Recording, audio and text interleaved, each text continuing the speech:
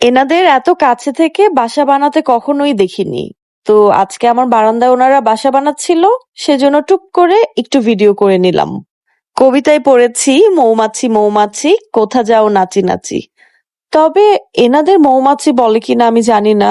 আমি Google search করে যতটুক দেখলাম ওদেরকে বলতা বলে, আর আমাদের আঞ্চলিক ভাষায় মনে হয় একে বল্লা বলে।